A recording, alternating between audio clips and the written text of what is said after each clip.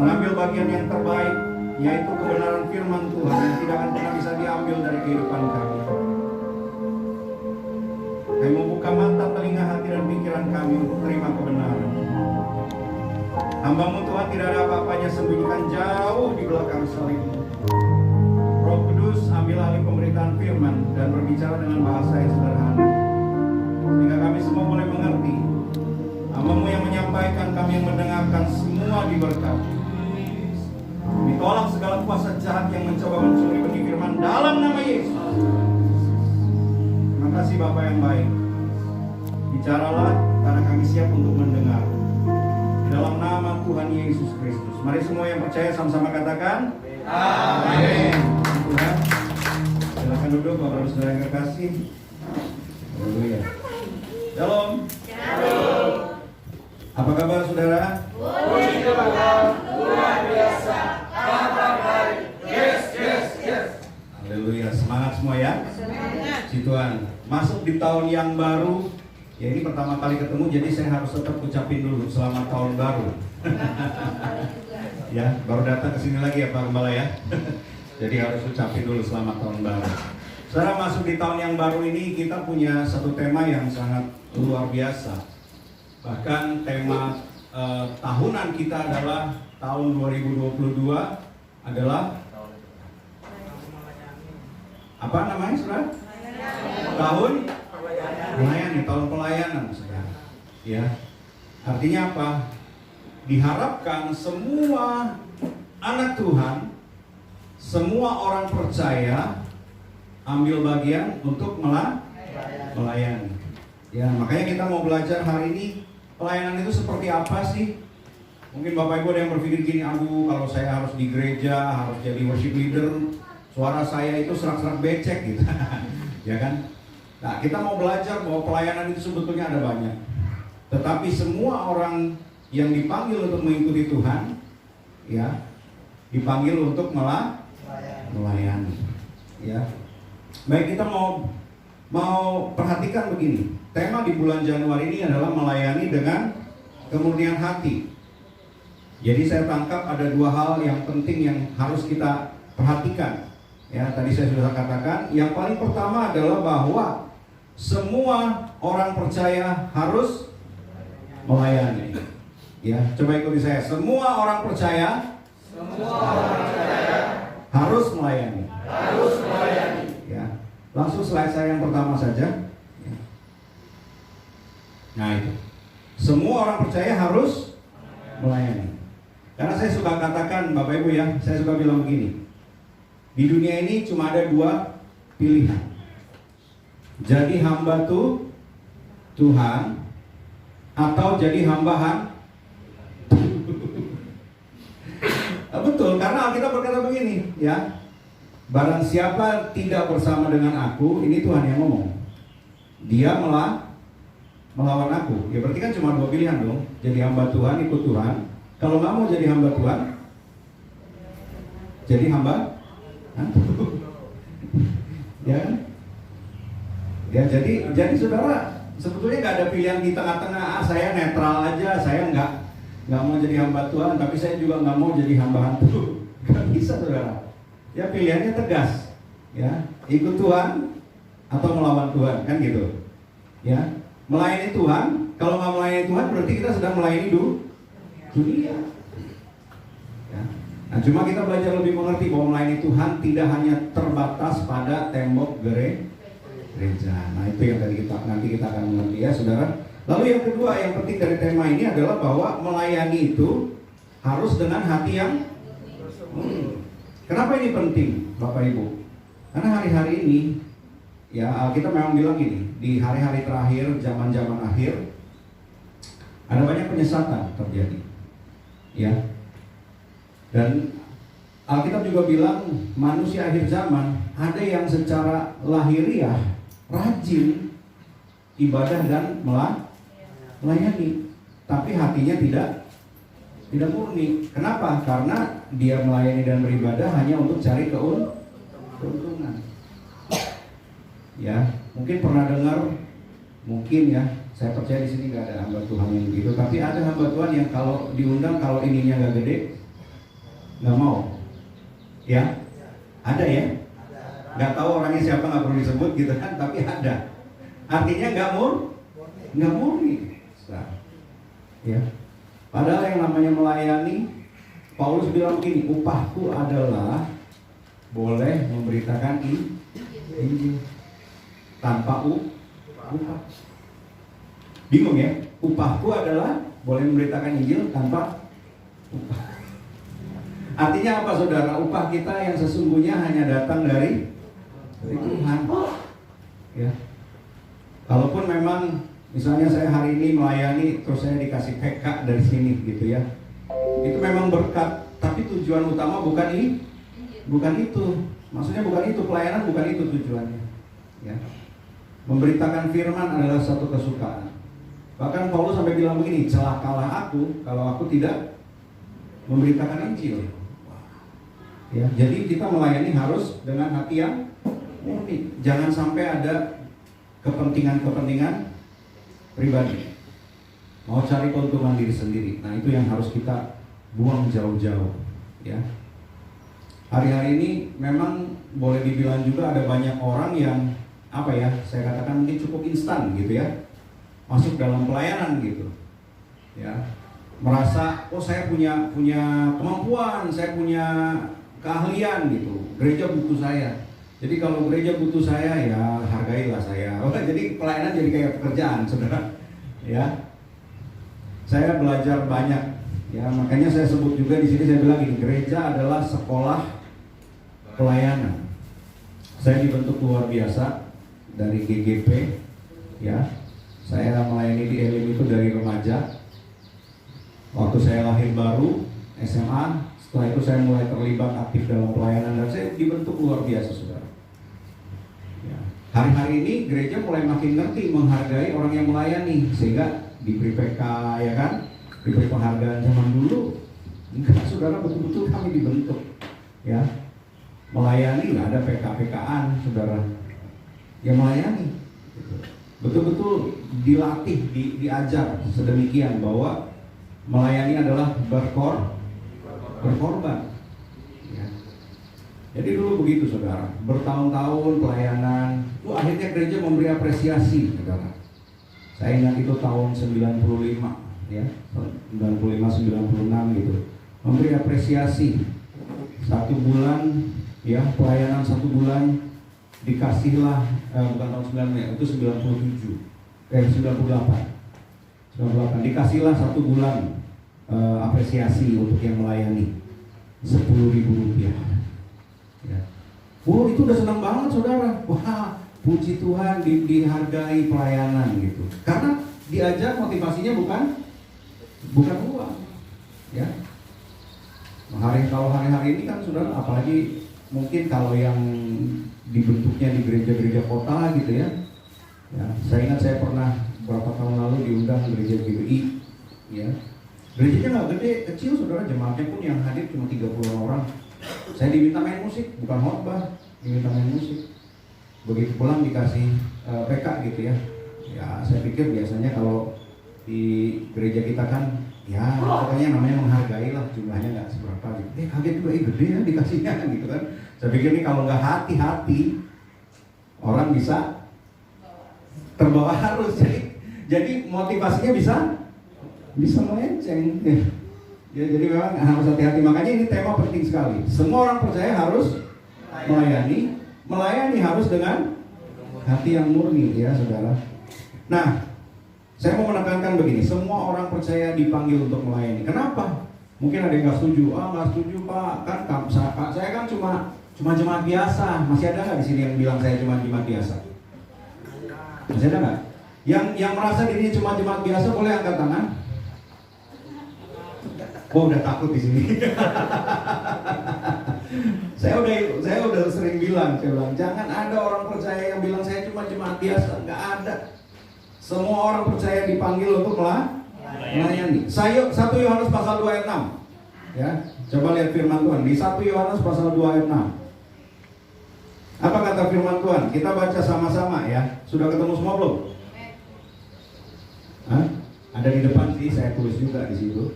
Atau kalau mau dibuka sendiri boleh, dicatat biar di rumah bisa dibaca lagi. Firman Tuhan bilang apa?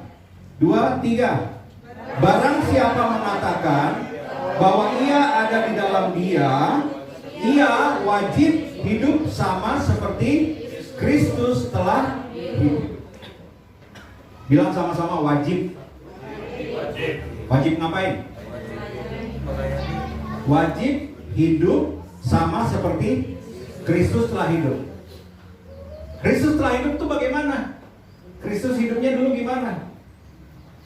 Ya, Matius 20 ayat 25 sampai 28. Ya, ini baca lagi saudara. Coba. Kalau ini buka, saya nggak tulis di situ. Ini cuma kesimpulannya. Coba kita buka Matius. Ya. Pasal 20 ayat 25 sampai 28. Nah, ini saya bacakan aja deh. Cukup panjang. Tetapi Yesus memanggil mereka lalu berkata, "Kamu tahu bahwa pemerintah-pemerintah bangsa-bangsa memerintah rakyatnya dengan tangan besi, dan pembesar-pembesar menjalankan kuasanya dengan keras atas mereka." Ini Tuhan sedang bicara secara umum, secara duniawi, yang namanya pemimpin-pemimpin memerintah dengan kekuasaan kan? Ya, artinya keras ke bawah, gitu ya. Tapi Tuhan bilang ayat 26, "Tidaklah demikian di antara kamu. Barang siapa ingin menjadi besar di antara kamu, hendaklah ia menjadi pelayanmu." Siapa yang mau jadi besar, boleh angkat tangan. Ya, saya ini kebablasan, agak besar badannya. Gara-gara pandemi ini naik lagi berat badan saya. Saya merasa agak sempit lagi baju saya nih saudara. Tapi bukan besar yang itu. Artinya pengen besar dalam arti dikenal orang, ya kan? Pengen berkembang, usahanya jadi besar mau. Ya kan? Pekerjaannya jadi besar, pelayanan jadi besar, kan semua mau jadi besar. Tapi dibilang kalau mau jadi besar harus jadi pelayan. Dan barang siapa ingin menjadi terkemuka di antara kamu, hendaklah ia menjadi hambamu. Lalu ayat 28, sama seperti anak manusia. Siapa anak manusia? Yesus. Datang bukan untuk dilayani, melainkan untuk melayani dan untuk memberikan nyawanya menjadi tebusan bagi banyak. Ini hidup Yesus. Datang bukan untuk dilayani, tapi untuk melayani. Ya. Jadi kita mau belajar, dibilang barang siapa mengatakan bahwa dia ada dalam Yesus, wajib hidup sama seperti Yesus. Yesus hidup adalah untuk melayani, bukan untuk dilayani. Mengosongkan dirinya menjadi hamba. Dia yang adalah Allah jadi hamba. Kalau Allah aja jadi hamba, maka kita harus mau jadi hamba. Ya kalau Allah aja mau jadi hamba, masa kita nggak mau jadi hamba? Kita harus mau jadi pelayan. Ya, dibilang yang ingin jadi besar, yang ingin jadi terkemuka harus menjadi pelayan. Ya, dan anak manusia datang bukan untuk dilayani, tetapi untuk melayani. Coba next ya. Jadi ini pertanyaannya. Next baca. Haruskah kita melayani? Udah bisa jawab Bapak Ibu? Pertanyaan ini udah bisa jawab belum? Haruskah kita melayani? Harus. Ya. Matius pasal 11 ayat 28 sampai 30, Yesus bilang begini, "Marilah kepadaku semua yang letih lesu dan beban berat. Aku akan memberikan kepadamu kelegaan." Ya, aku akan memberikan kelegaan. Ini panggilan yang disukai semua orang. Wah, dulu hidup saya susah, dulu hidup saya sebelum kenal Tuhan berbeban berat. Saya terikat dengan dosa, terikat dengan berbagai masalah. Tapi Yesus memberikan jawaban, ya kan? Dia katakan, "Datanglah kepadaku semua yang letih, lesu, berbeban berat."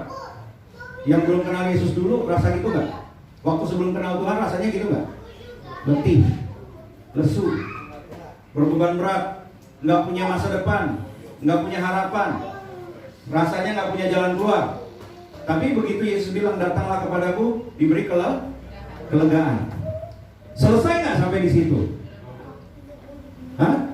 Udah selesai, ya haleluya, saya sudah lega, puji Tuhan. Sekarang saya mau menikmati hidup saya. Begitu? Enggak. Lanjutannya ayatnya bilang apa, saudara? Ya, setelah diberi kelegaan, Tuhan Yesus bilang, pikulah kuk yang kupasang. Belajarlah kepadaku, karena aku ini lemah lembut dan rendah hati, dan jiwamu akan mendapat ketenangan. Sebab kuk yang kupasang itu enak dan bebanku pun ringan. Nah, kenapa Tuhan Yesus manggil, aku beri kamu kelegaan loh. Habis diberi kelegaan dipasang kuk. Tahu nggak Bapak Ibu kenapa? Bapak Ibu tahu kuk nggak? Tahu ya? Yang dari daerah pasti tahu ya. Yang orang kota biasanya nggak tahu apaan sih itu kuk. Kok itu. Memang kita punya komedian di sini. Ini boleh dimaksimalkan pas suruh ikut stand up gitu ya. Bapak Ibu tahu kuk? Ya, biasanya itu palang kayu yang dipasang di kerbau atau sapi atau lembu gitu ya. Supaya apa? Supaya lembu, kerbau, sapinya ini bisa dikendalikan, bisa diarahkan gitu ya. Supaya bisa diarahkan. Nah, kenapa Tuhan Yesus mau kita dipasangi kuk? Dia bilang, pikulah kuk yang kupasang.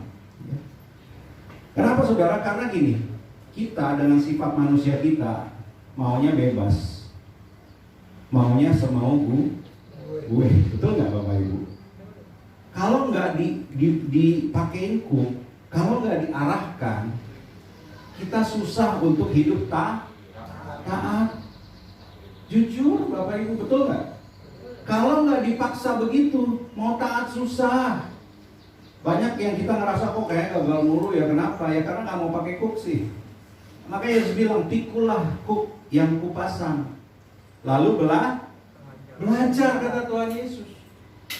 Tujuannya adalah supaya kalau ketika kita dipakai kuk ini, kita belajar untuk taat, melayani. Karena kan kerbau atau sapi dipakai kuk supaya bisa membajak. Membajak itu adalah pelayanan. Ya, ini yang Tuhan Yesus mau. Jadi hidup kita bukan setelah terima kelegaan terus udah suka-suka gue. Amin. Tapi seperti lagu bilang, suka-sukamu Tuhan. Nah, untuk bilang suka-sukamu Tuhan, ngomongnya gampang, prakteknya susah. Makanya harus pikul kuk, ya, harus dipakai kuk, ya, saudara. Galatia pasal 5 ayat 13 bilang gini, kita ini dipanggil untuk merdeka memang. Ya, sama seperti Yesus tadi bilang, mari kepadaku yang letih lesu diberi kelegaan. Itu kan kita dibebaskan dari dosa, dibebaskan dari hidup yang lama, dibebaskan dari segala beban dan masalah. Tapi Galatia bilang setelah dibebaskan bukan untuk suka-suka gue. Bahkan Galatia bilangnya gini, bukan untuk supaya hidup dalam dosa, tapi untuk melayani seorang akan yang lain, kata firman Tuhan. Amin.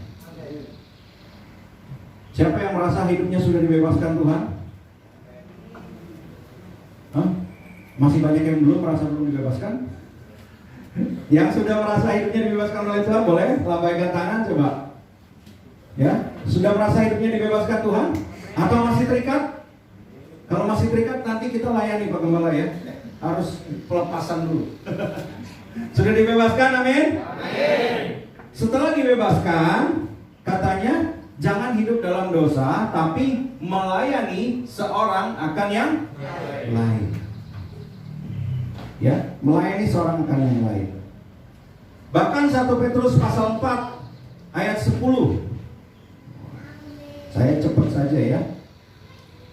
1 Petrus pasal 4 ayat 10 juga berkata begini, layanilah seorang akan yang lain. Sama nih, sampai berapa kali firman Tuhan selalu bilang layani seorang akan yang lain, sesuai dengan karunia yang telah diperoleh tiap-tiap orang sebagai pengurus yang baik dari kasih karunia Allah. Saya mau bilang begini, semua orang diberi Tuhan karunia. Jangan ada yang bilang begini, aduh Pak Pendeta saya mah nggak bisa apa, saya mah nggak ngerti apa-apa, saya mah nggak punya apa-apa, sehingga saya kalau gitu diam di rumah aja ya. Jangan sampai kita salah pengertian, jadi seperti hamba yang jahat dan malas. Bapak Ibu pernah dengar kisah tentang talenta? Perumpamaan tentang talenta? Seorang tuan mau pergi ke luar kota, keluar daerah dan sebagainya gitu ya. Dia berikan kepada hambanya talenta. Ada yang diberi berapa? 1. Ada yang diberi berapa? 2. Ada yang diberi berapa? 5. Ada yang nggak dikasih? Nggak ada, semua dikasih. Ada 1, ada 2, ada 5. Nggak ada yang dikasih 0. Ya kan? Lalu tuannya bilang apa? Aku mau kamu mengusahakan supaya talenta atau karunia itu bertambah. Alkitab mengatakan yang diberi 5 diusahakan jadi 10. 5 jadi 10, Pak. Berlipat gandaan. Alkitab selalu mengajarkan kita berlipat ganda, bukan cuma sekedar nambah-nambah. Ya. Yang 2 jadi 4. Tapi yang dikasih 1 ini, dia nggak mau kerja. Dia pikir mungkin begini, yang lain kasihnya 2, yang lain kasihnya 5, saya cuma 1. Ada, ngapain 1 mah diusahain. Alkitab berkata yang 1 dikubur. Dia nggak mau. Dia maunya santai-santai, maunya nyantai, nggak mau ngapa-ngapain. Setelah berapa waktu, datanglah kembali tuannya. Ditanyalah semua. Bagaimana? Wah, yang dikasih 5 bilang, tuanku, 5 sekarang jadi 10. Wah, tuannya bilang apa? Baik sekali perbuatanmu, hai hambaku yang setia. Masuklah dan turutlah dalam kebahagiaan tuanmu. Wow. Lalu yang 2, bagaimana kamu? Tuan, sekarang 2 jadi 4. Oh, baik sekali perbuatanmu, hai hambaku yang baik dan setia. Masuklah dan turutlah dalam kebahagiaan tuanmu. Tuannya baik gak sebenarnya? Baik loh. Dihargai, diapresiasi. Ayo ikut sama saya berbahagia. Lalu ketemulah yang 1. Hai hambaku, bagaimana yang punya kamu? Wah, Tuan itu jahat, egois, mau enaknya sendiri. Mengambil apa yang tidak haknya Tuan. Dia bilang gitu, jahat, ini hambanya kurang ajar banget ya gitu ya. Jadi, saya kubur. Nih, saya kembali Tuan, 1 tetap 1. Ya kan, ini hamba yang kayak gini kurang ajar kita ampun ya. Apa yang terjadi? Tuannya berkata begini, engkau hamba yang jahat dan malas. Maka dilemparkan dia, ya kan, ke dalam ratap tangis dan kertak gigi, kata firman Tuhan. Kenapa? Tidak mau mengurus apa yang dipercayakan. Ya. Makanya firman Tuhan dalam Petrus tadi bilang begini, layanilah seorang akan yang lain sesuai dengan karunia yang telah diperoleh masing-masing. Jangan ada di sini yang berkata, saya mah nggak diberi karunia apa-apa. Loh, Alkitab berkata minimal dikasih 1. Temukan, mungkin ibu-ibu apa ya karunia saya? Masakan saya enak. Itu karunia. Amin. Yang melayani butuh dikasih makan enak. Ya kan? Apalagi yang bisa dilakukan? Gereja perlu dibersihin nggak? Perlu. Saya kagum dengan yang melayani di GGPL yang saya kenal dari saya kecil. Namanya Ibu Wawah. Dari zaman gereja masih di Ciputat, setiap selesai ibadah sore dia datang untuk bersih-bersih, cuci piring bekas hamba Tuhan makan dan sebagainya. Lakukan bertahun-tahun. Memang sekarang sudah tidak karena sudah sepuh. Tapi saudara, ini artinya apa? Dia mengerti karunia yang Tuhan beri dan dia setia. Orang mungkin anggap gini, kerjaan apa itu nyuci piring? Saudara, jangan pernah pandang remeh apa yang Tuhan percayakan. Amin. Sekalipun cuma 1, tapi kalau kita setia, Tuanku 1 cuma jadi 2. Mungkin rasanya kecil, 5 jadi 10, wow banyak. 1 cuma jadi 2. Tapi kalau kita setia, Tuhan tetap akan berkata, baik sekali perbuatanmu, hai hambaku yang baik dan setia. Bapak Ibu mau dibilang yang mana? Hai engkau hamba yang jahat dan malas, atau hai engkau hambaku yang baik dan setia? Mau yang mana? Nah, kalau mau yang baik dan setia, maka mulailah layani Tuhan. Amin. Ya, layani Tuhan. Ya, temukan apa yang kira-kira bisa dilakukan. Memang tidak harus semua seperti saya katakan dalam tembok gereja, tapi tembok gereja ini, dalam gereja ini adalah sekolah melayani. Mau belajar melayani bagaimana caranya? Ada dalam gereja. Karena di dalam gereja itu dibentuk Bapak Ibu. Saya dibentuk, diajar untuk yang namanya melayani itu jangan mengharapkan imbalan, jangan mengharapkan cari keuntungan. Nah, puji Tuhan ketika itu kita dibentuk sedemikian, ketika kita akhirnya melayani di luar pun mata kita itu nggak cuma hijau karena duit gitu loh. Amin. Ya, dalam banyak hal kita diajar untuk kita berkorban. Pergi jauh-jauh, ya bukan pulang bawa uang, keluar uang. Tapi itulah pelayanan. Amin Bapak Ibu.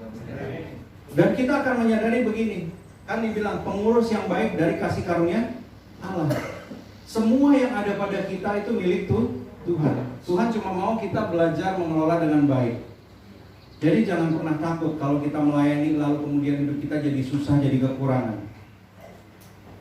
Allah kita bertanggung jawab penuh. Amin. Dan Dia setia.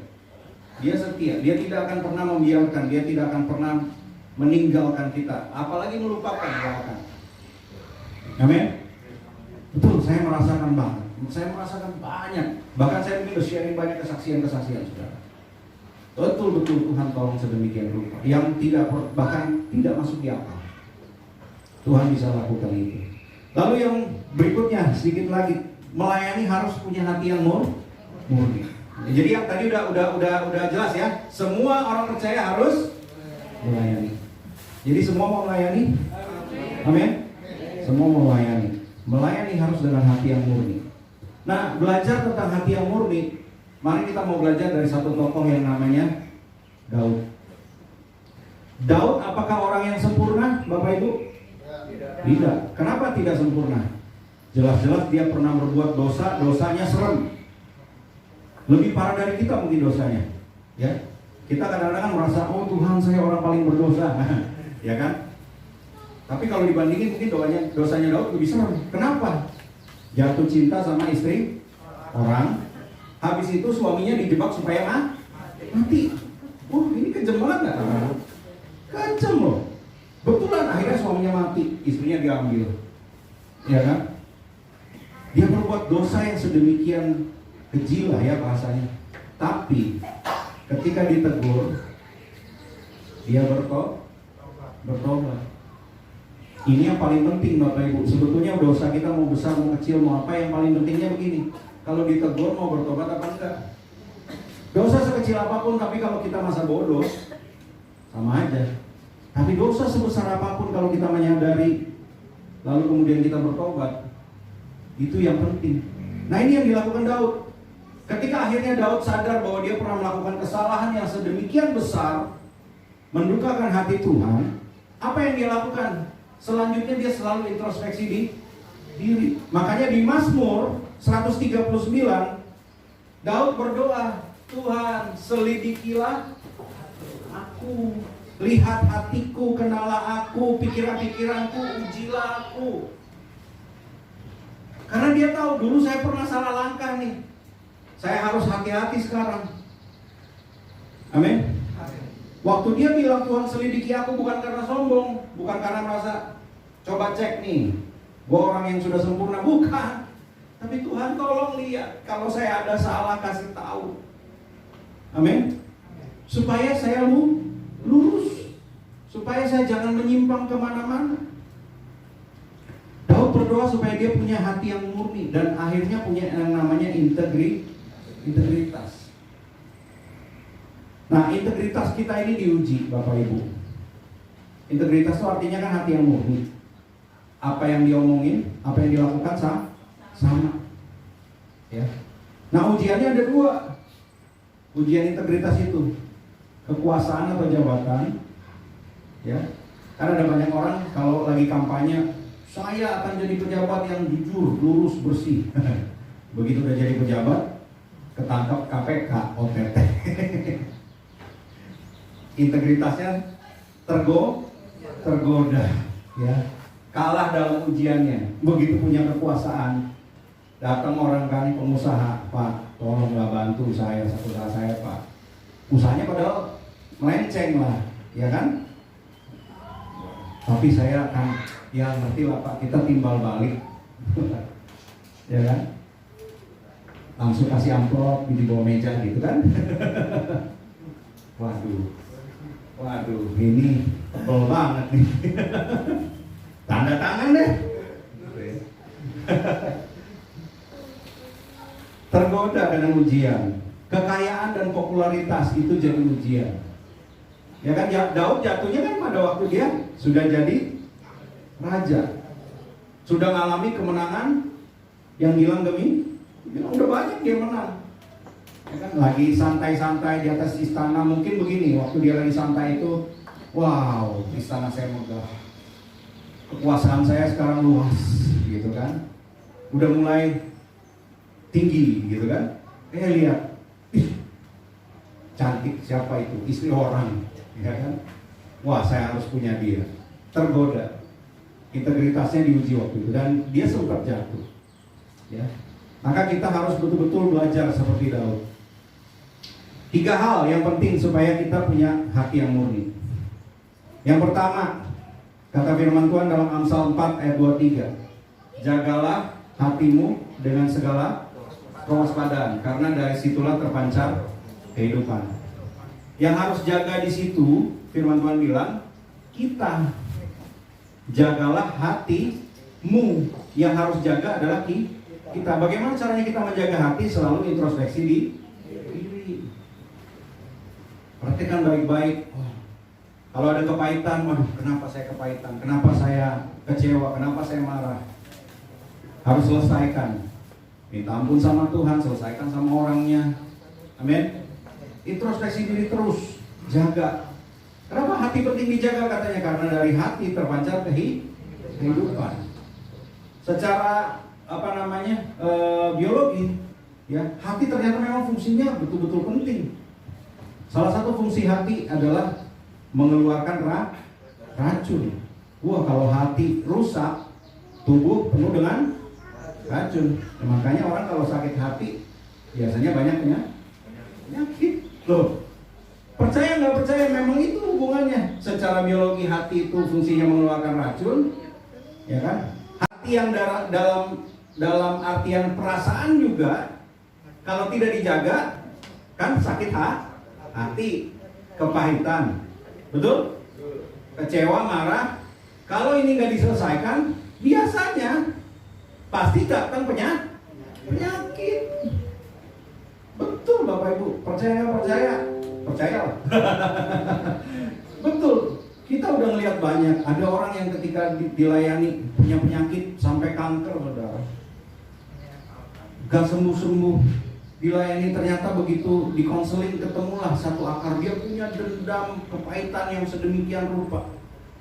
Gak pernah dia lupakan. Ketika dilayani dan akhirnya melepaskan pengampunan, bisa sembuh loh kankernya. Amin. Jadi ternyata penting menjaga hati. Dan Alkitab bilang dari hati terpancar kehidupan. Kalau dijaga baik-baik, sehat pasti. Tapi kalau hati tidak dijaga baik-baik, hati-hati, itu pasti masuk nanti penyakit. Lalu yang kedua, miliki hati yang lemah lembut, mau dibentuk. Ya, jangan merasa hebat, jangan merasa sombong dengan gelar, dengan jabatan, dengan popularitas, posisi, jangan merasa sombong. Saya melayani di komunitas yang namanya Pria Sejati. Ada di sini Pria Sejati? 1, 2, 3. Yes, so yang biasanya nih, yang perempuan.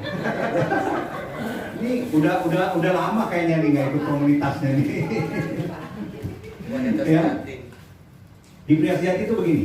Kalau mereka mau ikut camp biasanya, kita selalu tekankan ini. Datang ke sini, Anda adalah pria, bukan siapa. Ada yang begitu daftar. Kenapa nama saya cuma pakai nama siapa nih ya?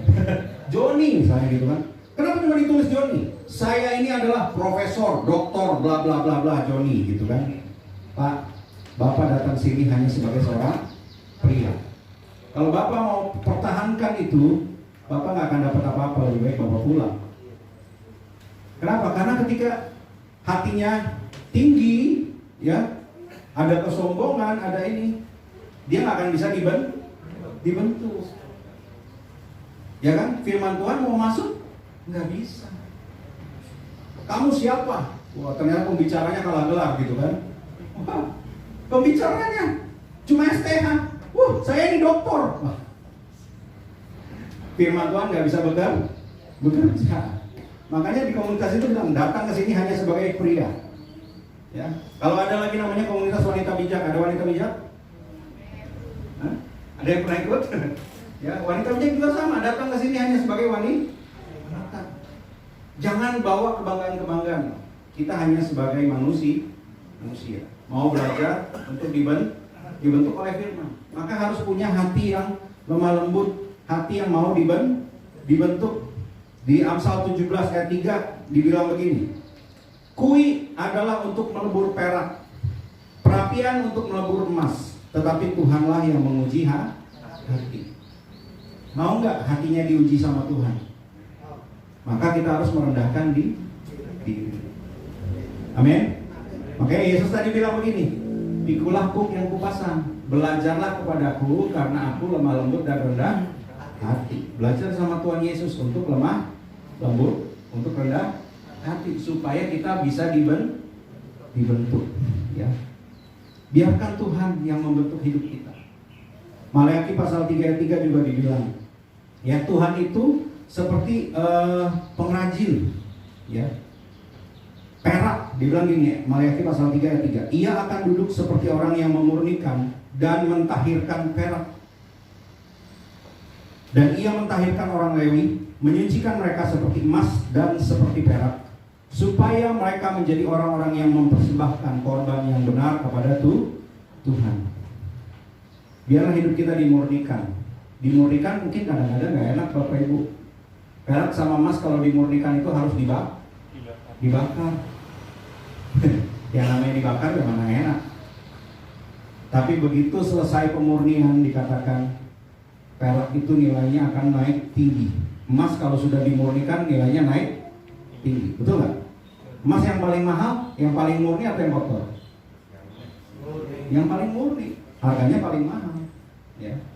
Lalu yang ketiga adalah menaruh pikiran dan perasaan Kristus.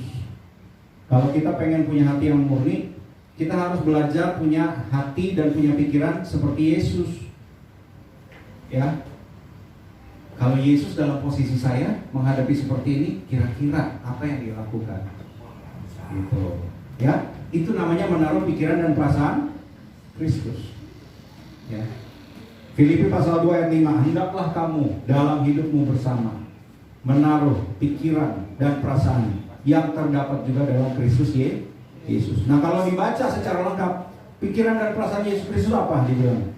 Yang sekalipun dalam rupa Allah tidak menganggap kesetaraan dengan Allah sebagai milik yang harus dipertahankan, melainkan telah mengosongkan dirinya menjadi hamba. Bahkan dalam keadaan sebagai hamba dia taat, bahkan taat sampai mati di kayu salib. Luar biasa. Ini contoh teladan Yesus sedemikian. Pikiran dan perasaannya dia nggak pertahankan hak, dia nggak pertahankan gengsi, tapi dia mengosongkan diri sedemikian. Bahkan dikatakan dia taat sampai mati di atas kayu salib. Dan akibat ketaatan Yesus, Alkitab berkata begini, oleh karena itu Allah mengaruniakan kepadanya nama di atas segala nama. Dan Yesus adalah teladan kita. Karena kita mau taruh pikiran dan perasaan yang sama seperti Yesus. Jadi ketika saudara dihadapkan dengan sakit hati, kalau Yesus disakiti, apa yang Yesus lakukan? Waktu Yesus disakiti di atas kayu salib, dia bilang apa? Ya Bapa, ampunilah mereka, sebab mereka tidak mengerti apa yang mereka lakukan. Jadi kalau kita disakiti orang, ya Bapa, ampunilah mereka, sebab mereka tidak mengerti apa yang mereka lakukan. Taruh pikiran dan perasaan Yesus.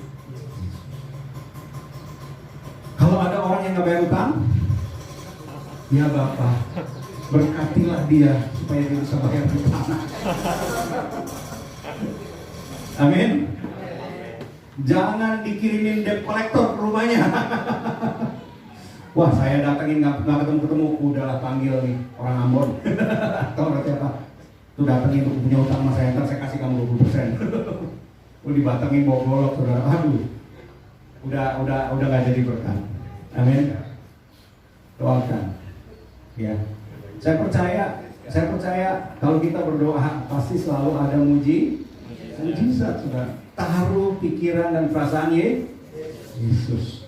Amin. Dan kalau kita mulai belajar tahun ini, saya mau ambil bagian melayani. Apa yang bisa saya lakukan?